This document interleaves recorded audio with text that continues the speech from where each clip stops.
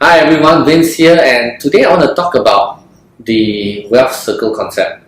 Um, so this piece of information was inspired through a couple of things. One is I've done thousands of interviews for people applying to work with me or in my organization over the last couple of years, and when I ask them what inspired them or what motivates them or what they want to achieve and things like that, more often than not, the answer I get is that I want to make enough money to buy better things for my kids, or I want to be able to send my parents for a holiday or buy a better home.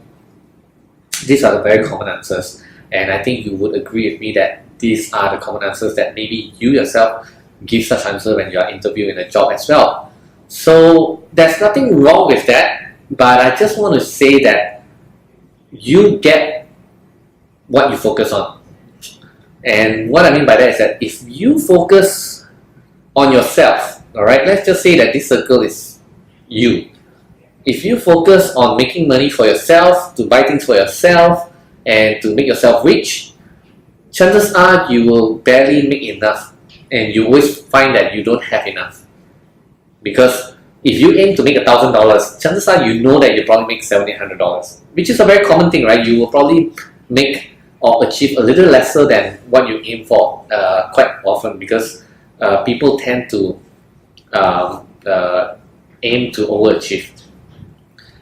And if you target to make money for your family and your loved ones, so imagine that the circle of your family and your loved one, right? This is you and this is your family and your loved one.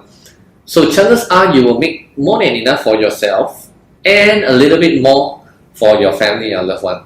Alright? So, but the difference is this: the super rich out there, we're talking about the billionaires and all that, or even millionaires for that matters. Very often their focus is not on themselves or their loved one. More often than not, they focus on the world. They focus on trying to solve a problem. They focus on trying to make an impact, right? So when they focus on the world, chances are they'll make more than enough for themselves, for their loved one, and they'll probably make a little bit more so that they can really serve the world. Alright? So you get what you focus on. If you're going to focus on yourself, you're not going to barely make enough, and you'll forever figure out thinking that why are you struggling to even make enough for yourself? Because you get what you focus on. If you focus on the world, then you and your family is really just a small part of the equation that will take care of itself. Because when you take care of the world, your planning, your thinking shift in paradigm straight away. Because to make an impact to a bigger community, obviously you got to execute things in a different way, right? You got to think things in a different way, because you're no longer just thinking about how I make enough money tomorrow for myself, how I make enough money to buy a new iPhone, how I make enough money to buy a new car. So you don't think like that anymore, because you think about, okay, how can I solve this problem that could save 1 million lives? How can I solve this problem that could benefit 10,000, 100,000 consumers out there? So this kind of thinking will change the way that you act, the way that you do things, because it is about that 100,000 million people out there. If you can really make an impact to this million of people out there, I'm pretty certain that very likely you will be able to make impact to yourself and your loved one. That will be taken care by itself. Alright?